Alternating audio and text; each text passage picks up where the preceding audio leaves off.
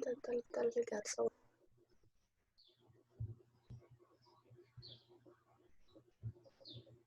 Olá, Luiz, tudo bem? Vamos aqui admitindo o pessoal que está voltando.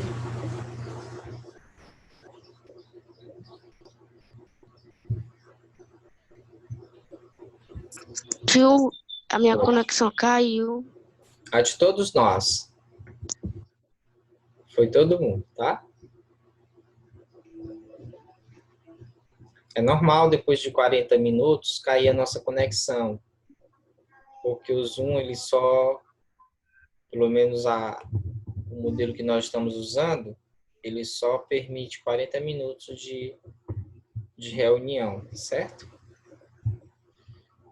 Aqui voltando, pessoal.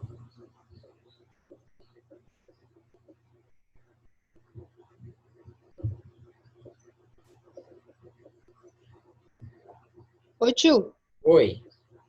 Estamos voltando, tá bom? Tá.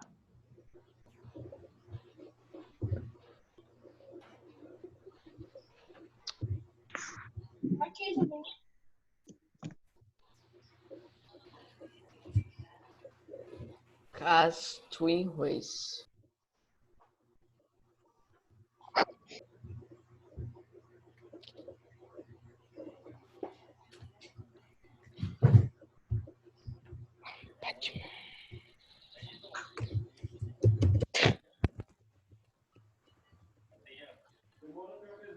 Que isso? Que acabou de acontecer.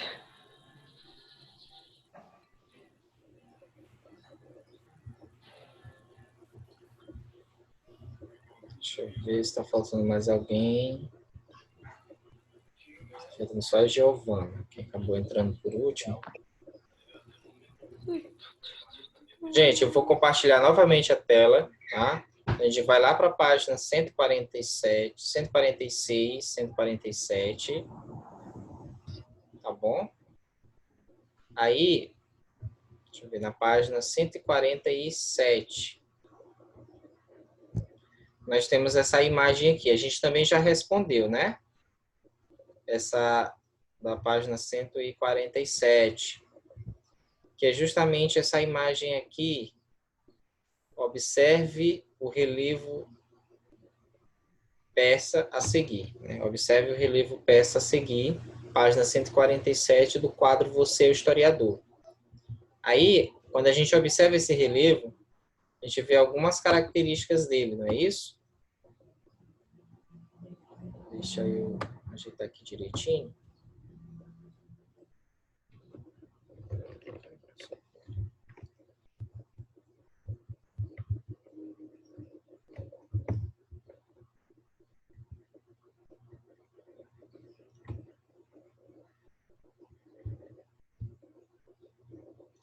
E a partir da observação desse relevo, que é este bem aqui que nós estamos olhando, né, o texto faz três questões, né? Ele pede que a gente responda três questões. A primeira, o que as pessoas representadas na imagem parecem estar fazendo e o que elas carregam em suas mãos.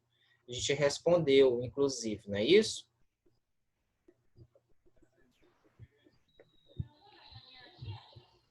João Marcelo, o que tu respondeste nessa aí?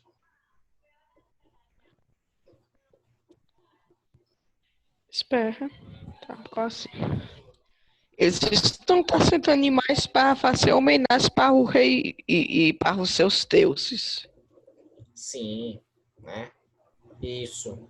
Alguém mais respondeu outra coisa nessa questão?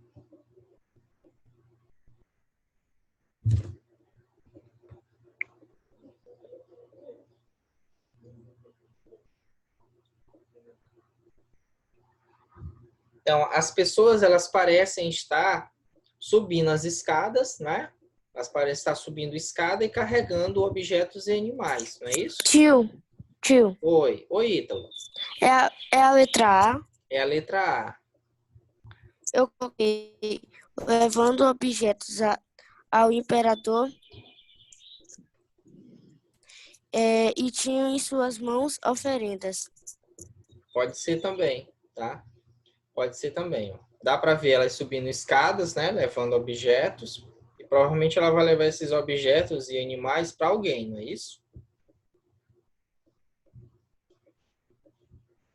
Então, aqui na letra B, se a gente considerar os objetos da arte peça, em qual lugar essas pessoas estão e qual seria a intenção delas ao se dirigirem a esse local? Letra B. Quem respondeu?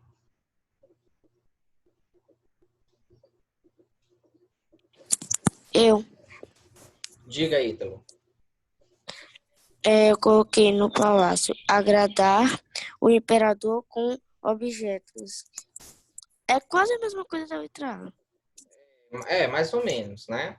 Porque a letra A, ela pergunta o seguinte, o que que as pessoas parecem estar carregando? Né? E o que que essas pessoas estão fazendo? Lá na letra a gente está mais na questão da ação. Aqui, né, a gente quer saber qual vamos dizer assim, qual é o local, né? Qual seria a intenção dessas pessoas, na verdade.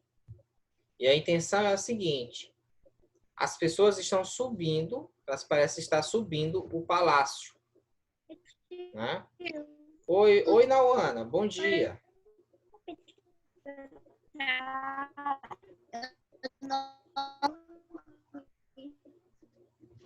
Nauana, eu tô com um problema com o seu áudio. Não estou lhe ouvindo direito. Você poderia repetir?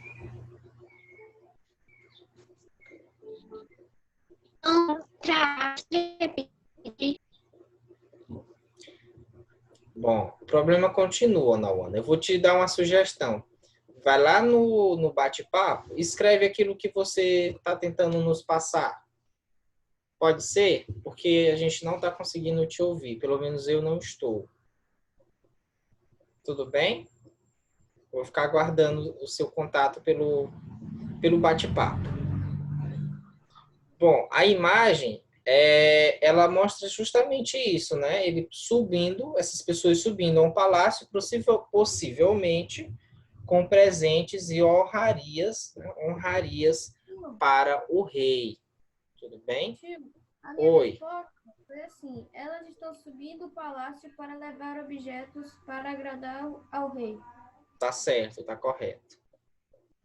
Tá correto também. Esperando aqui a Nauana colocar no bate-papo dela pra gente, o que ela tentou nos explicar.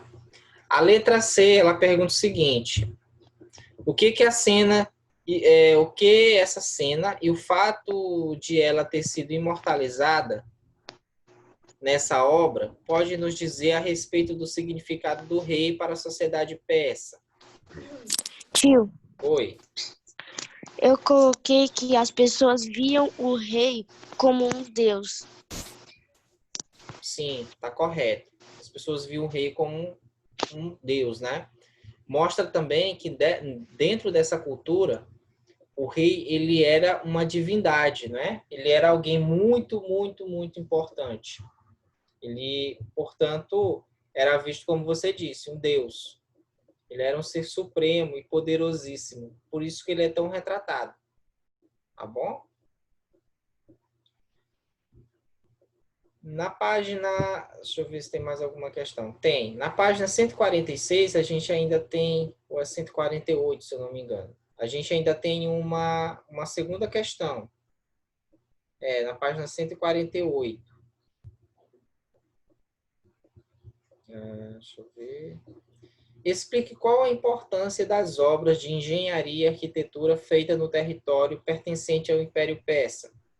Eu sei, tio. Diga, Emílio. Foi muito importante porque foi feita as grandes cidades. E para qual era a finalidade dessas grandes cidades? Isso eu não botei. E essas obras, qual era a finalidade delas? Também não botei.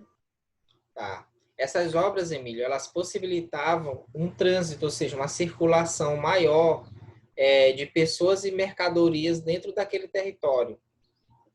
Tudo bem?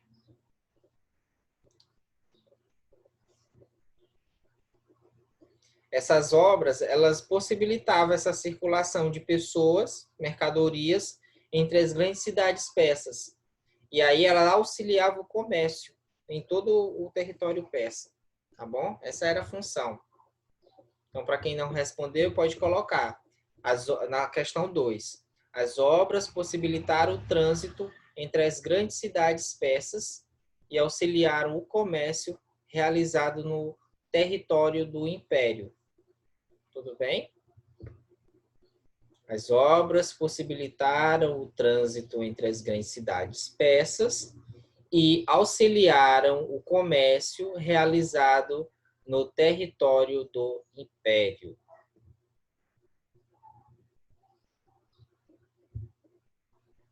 Compreendido? Tio, você pode repetir para mim, por favor? Posso. Questão 2, página 148. Resposta. As obras possibilitaram o trânsito entre as grandes cidades persas e auxiliaram o comércio realizado no território do império.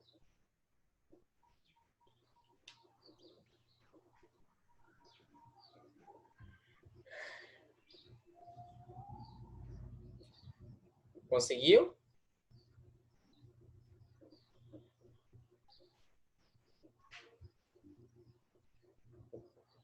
Ok, vamos dar continuidade, tá? Então, agora a gente vai passar para uma questão que é realmente o tema da nossa aula, que é a religião e os conflitos dos povos persas, né?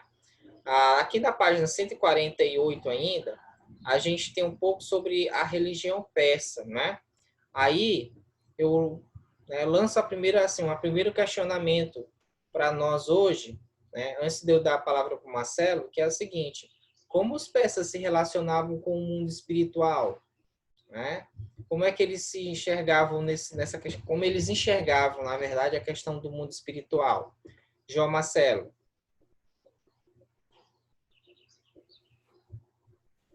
Hã? Você levantou a mão? Não. Aqui está dizendo que Foi você levantou. sequer. Tá. Alguém tem alguma ideia de como é que eles se organizavam, como eles viam o mundo espiritual? Como eram suas crenças?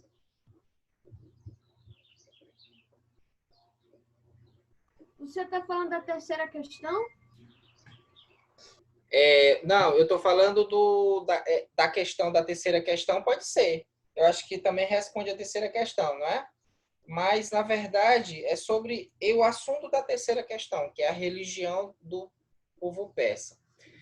Rapidinho, antes da gente continuar, quem é o Flávio Cruz? O tio travou. Talvez. Travou? Agora voltou. Tá, é porque a conexão está instável. Quem é o Flávio Cruz?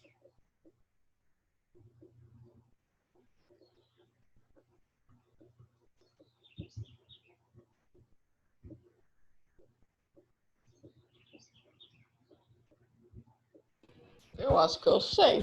Quem é? Pode ser o Felipe. Felipe, né? Vou renomeá-lo Pode aqui. ser. Tá, eu vou renomear Porque aqui. ó, eu tô aqui, ó, e não tá o Felipe. Eu tô te citando em participantes e não tá o Felipe. Tá, Pode ser o Felipe. Felipe Cruz, né? Então tá bom. Então vamos continuar aqui, certo? Então, gente, só para a gente ter uma ideia, a religião dos persas era chamado de zoroastrismo ou madeísmo. Essa era a religião dos povos persas. Alguém levantou a mão? Luiz, se eu não me engano, César. Ninguém, tio. Tô feito aqui. Ninguém levantou a mão. Tá bom, talvez esteja chegando atrasado. Então, era assim que era conhecida a religião, zoroastrismo ou madeísmo. Essa religião, né, ela foi fundada a partir do profeta Zaratustra, ou como ele era conhecido pelos gregos, como Zoroastro. Ele viveu por volta ali de 1528 a 500 e... Aliás, ele viveu em torno de... Por volta, né, na verdade, por volta de 628 a 551 a.C., tá? Esse é o período que ele viveu. E de acordo com os relatos tradicionais do período, ele viveu por volta do século VI na Ásia Central. Era a região onde ele vivia, no território que hoje corresponde ao leste do Irã, basicamente, né? E a região é a região, ou mais ou menos na região do Afeganistão. Então, se especula, né, exatamente onde é que ele teria vivido. Mas é entre essa região aí do leste do Irã e a região ocidental do Afeganistão. Ele pertencia ao clã Spitama, tá? Era o clã de onde descende a família dele. E ele era filho, né, de Purushapa e de Doghrava, né, pai e mãe dele, tá bom? Então, ele é o fundador dessa religião. Essa religião ela tem como principais características o monoteísmo, né? Vamos dizer, a principal característica, a crença em uma divindade superior, certo? E ela é regida por dois princípios fundamentais, a religião zoroastrista. O primeiro princípio é a ideia de dualismo, tá? Ou de maniqueísmo, como a gente utiliza também, dualismo ou maniqueísmo. Existia dentro dessa religião a ideia de divindades que representavam o bem e o mal. Duas divindades, na verdade, por isso que é dualista. Uma divindade representava o bem, que era chamado de Ahura Mazda, tá? Ahura Mazda, e havia uma deidade que representava as forças do mal, que seria o Ahriman, tá? O Ahura Mazda, ele era uma divindade criadora, né, de toda a vida, ou de todas as coisas boas. Ele era o princípio criativo. Enquanto que o Ahriman, ele era, dentro dessa religião, o princípio destruidor. Ele representava a ganância, a fúria, as forças das trevas, tá? Então havia essas duas divindades aí. Elas meio que viviam no conflito de forças, tá bom? Dentro dessa religião. Então eles criam nisso, tá? Na existência do bem e do mal, na existência de um Deus bom, criador de tudo, e de uma figura de um Deus mau, né? Uma figura muito diabólica, se a gente trazer para o nosso, vamos dizer assim, para a religião, né? Do Ocidente, as religiões cristãs, judaico-cristã, o próprio islamismo, né? Eles trabalham também com essa ideia de bem e mal. Então, a gente vai ter no zoroastrismo essa ideia também do bem e do mal, uma força boa, de um Deus criador bom e de uma divindade má, né, que era uma divindade diabólica que destruía, né, toda a criação, certo? Então, há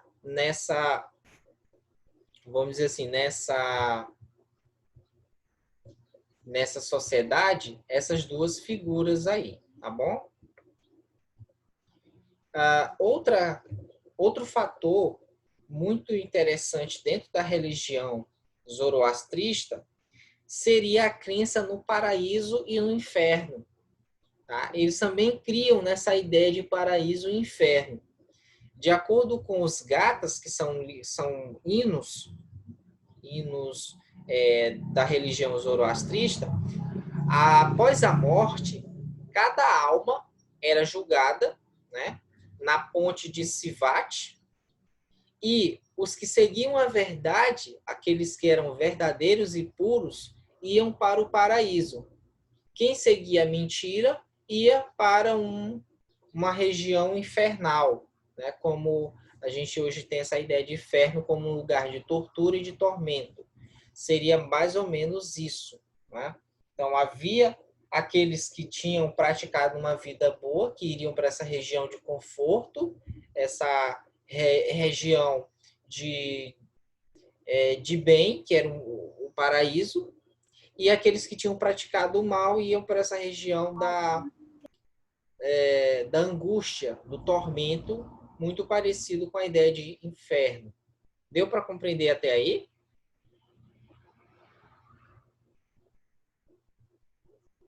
Alguma dúvida, Marcelo?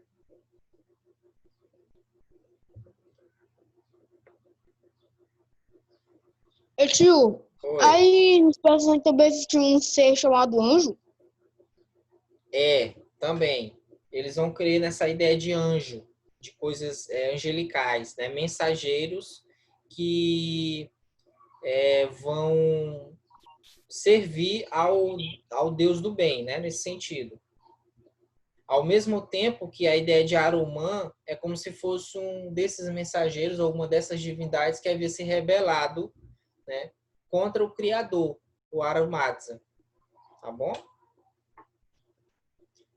Os adeptos do zoroastrismo, eles acreditavam que essa religião havia sido revelada para Zoroastro, ou Zaratustra, né?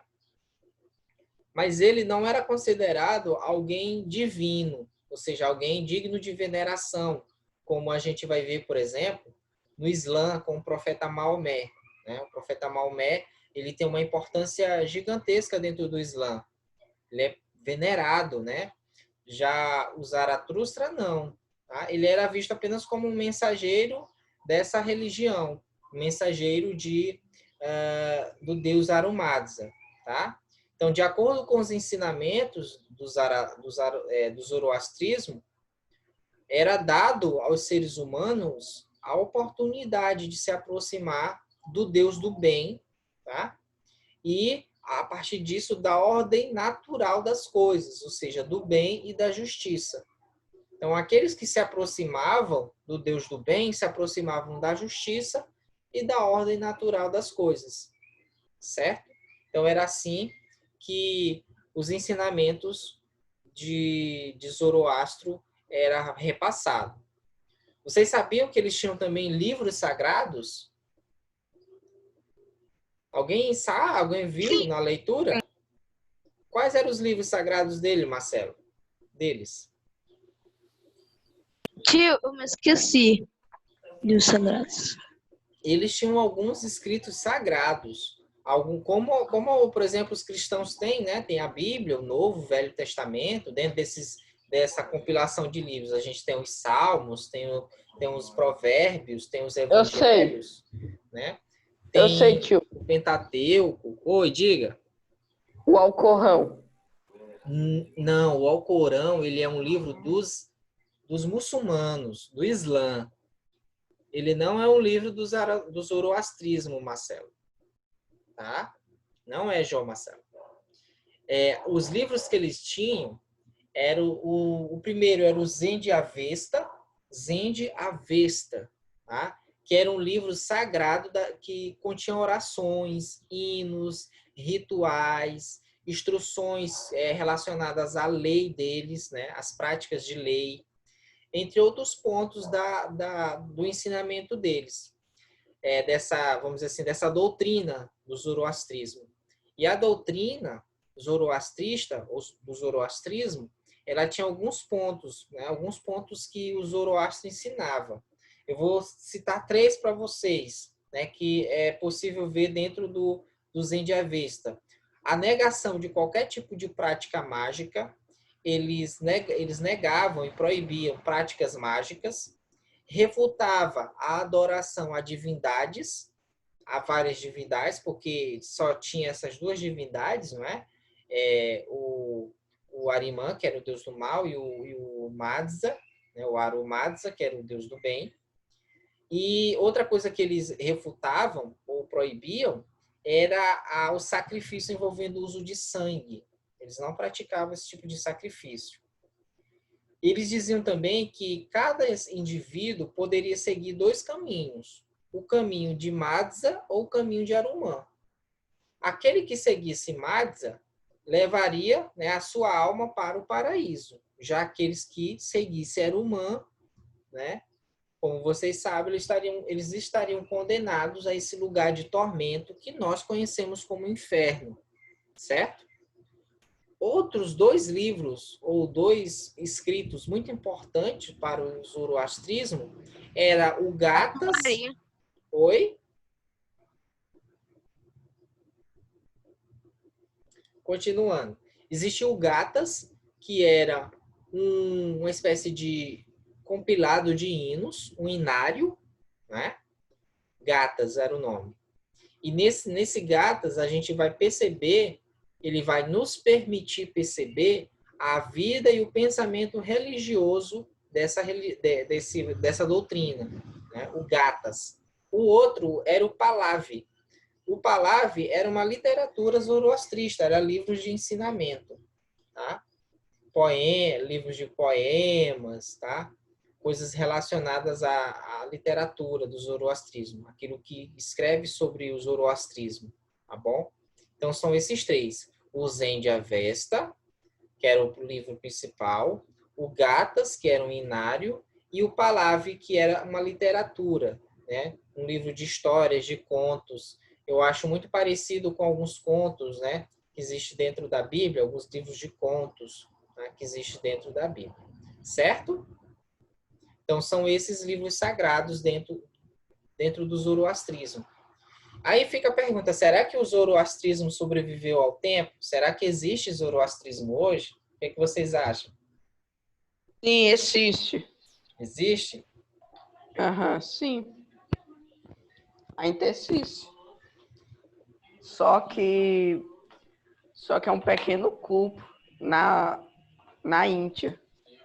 Muito bem, né? É um pequeno culto na Índia, né? Sim, sim. Certo, tudo bem. Ok, Felipe, eu já percebi que era você, tá bom? Felipe aqui explicando que era ele aqui na foto. Titis? Sabia, viu? Então, gente, exatamente. E o zoroastrismo ele ainda existe numa parte da Índia e no interior do Irã, né? Só que é muito pequeno. Por exemplo, no Irã, cerca de 1% da população é zoroastrista, ou segue o zoroastrismo. Boa parte dessa região hoje ela é islamizada, né? O profeta Maomé, os ensinamentos de Maomé são os mais populares e aqueles que dominam, muitas vezes até de forma impositiva, né? Obrigatória. Então, existe poucos que são zoroastristas aí. E eles são meio, vamos dizer assim, colocados à margem, né? Eles são muitas vezes perseguidos por conta dessa religião, tá bom? Porque é uma religião que vai contra os ensinamentos de Maomé. Quer dizer, é outra doutrina, né? Então, nesse sentido, eles aí têm um conflito com o islamismo. Se a gente pensar o zoroastrismo, parece que ele tem muitas contribuições, ou seja, muitas coisas semelhantes com a nossa religião. Ou com a nossa religião não, melhor dizendo, com as religiões do Ocidente, com as religiões praticadas por nós.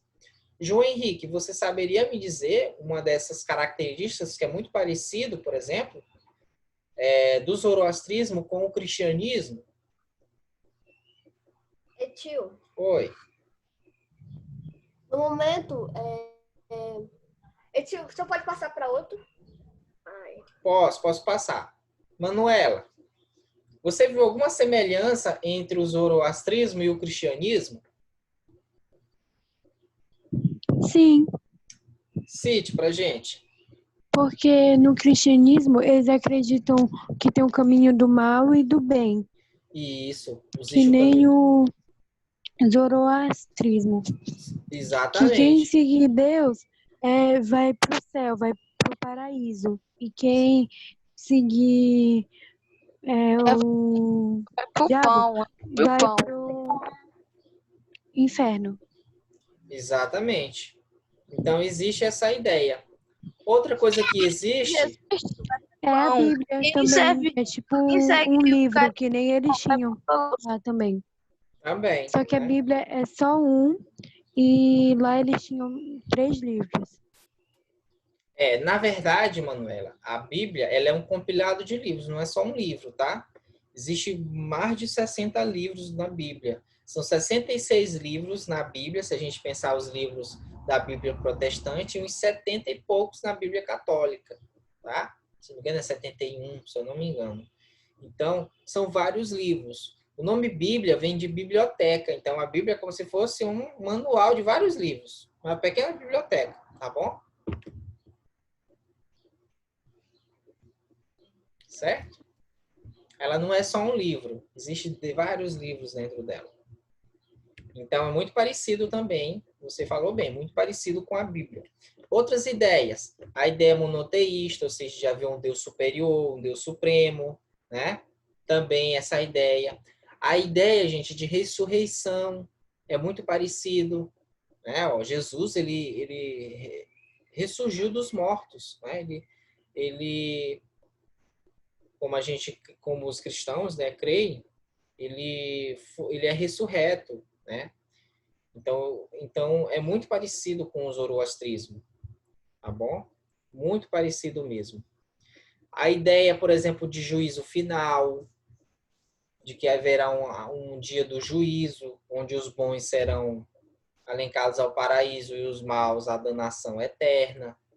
A figura, por exemplo, de Ari... Isso é o juízo final, que todo mundo vai passar. Oi? Isso. Menos tipo, quando Jesus voltar, todo mundo vai passar pro juízo final. Menos as crianças, os bebês e tal, que são, tipo, inocentes ainda. Só que já adultos, assim, adolescentes já de 18 anos, já vão passar pelo juízo final. Pois é, essa Aí ideia... Jesus vai ter que ver se o nome da pessoa está dentro do livro dele ou não. Pois Dizem por aí. Está dentro do livro ou não. É essa crença, né, que boa parte dos cristãos creem, né? A ideia do juízo final, a ideia dos salvos que estão escritos no livro da vida, né? É essa ideia que também o zoroastrismo tinha em seu cerne, né? A ideia, por exemplo, de que o deus Madza, ele representava a divindade maior, Deus, e Arimã seria uma figura diabólica, né? Assim como dentro do cristianismo, tá bom? Então, essas são algumas semelhanças. Agora, será por que existe essas semelhanças? Vocês saberiam me explicar, a partir do que a gente estudou sobre os persas? Por que será que existe essa semelhança da religião persa, por exemplo, com as religiões monoteístas, como o cristianismo, o judaísmo?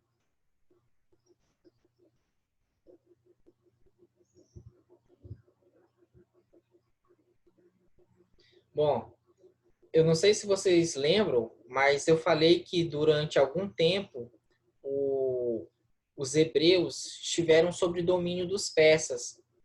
Quando os persas dominaram a Babilônia, eles também dominaram os hebreus que estavam sob o domínio da Babilônia. Inclusive, eles liberaram os hebreus para irem para voltar a Jerusalém, para reerguer o templo, para novamente cultuar seu Deus, praticar a sua cultura e seus costumes e, consequentemente, falar a sua própria língua, o hebreu. Durante esse contato entre judeus e persas, segundo alguns historiadores, é que o judaísmo, enquanto religião, vai se apropriar dessas ideias de maniqueísmo, essa ideia maniqueísta de um Deus bom e um Deus ruim, né, de uma divindade boa e uma divindade ruim. Ele vai também se apropriar dessa ideia de paraíso e inferno, e mais tarde essas ideias serão absorvidas pelo próprio cristianismo, porque o cristianismo ele nasce dentro do judaísmo. Só lembrar, o próprio Cristo era judeu, ele ia às sinagogas, né? Ele lia as escrituras na sinagoga junto com os judeus, né? Então, o judaísmo é a origem do cristianismo. Então, em Jesus, a gente vai ver a ideia de ressurreição, de juízo final, não é? Então, essas ideias chegam ao judaísmo e ao cristianismo, primeiramente por conta do judaísmo, quando os hebreus tiveram contato com os persas, né? E aí passaram a absorver essas ideias. Pelo menos aquilo que os historiadores explicam quando vão mostrar essas semelhanças. E se a gente pensar, a ideia de ressurreição, ela não é algo original dos persas. Lembram que os egípcios também criam na ideia de ressurreição? Tá? Então, a ideia de ressurreição nasce com os egípcios, e aí, como os persas também vão ser influenciados pelos egípcios, eles vão absorver na sua cultura a ideia de ressurreição. Emílio, você queria dizer alguma coisa?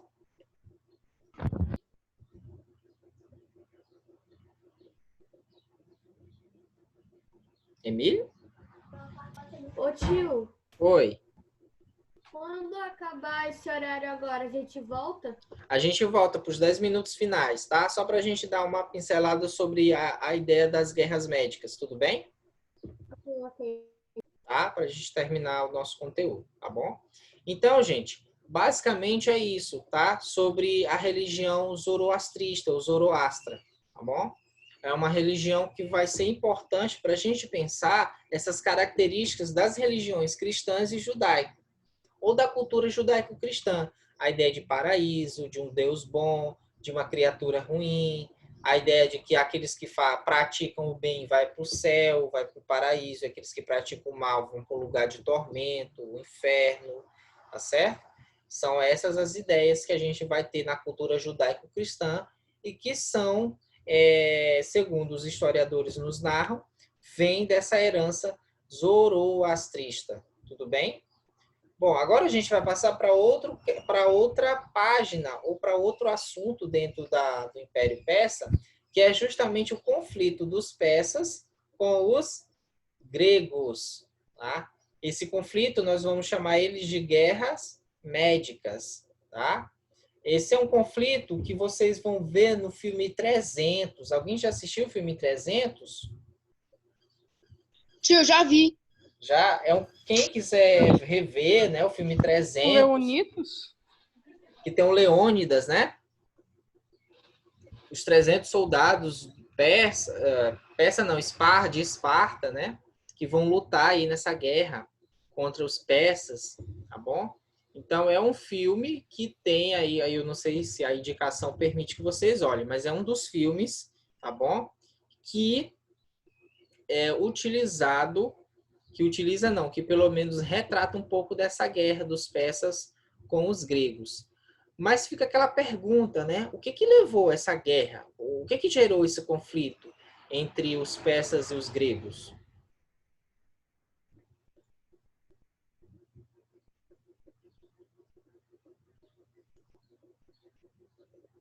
Quem arrisca? Sei. Você arrisca, João? Sim. Diga, João. O que você acha que foi por conta de quê? Então, as cidades gregas Sim.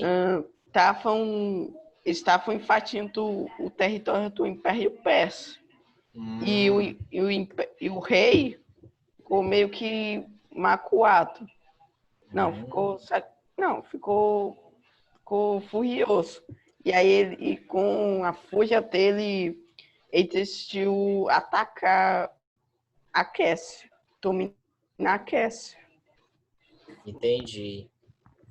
É basicamente isso. Havia uma disputa ali entre gregos e persas por conta dessas questões relacionadas à hegemonia comercial e marítima. Tá?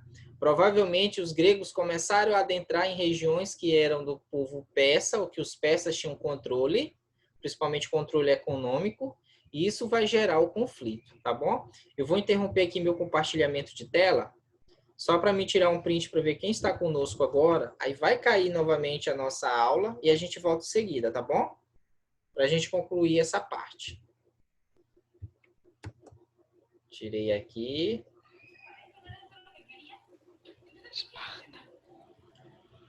Deixa eu colocar aqui agora.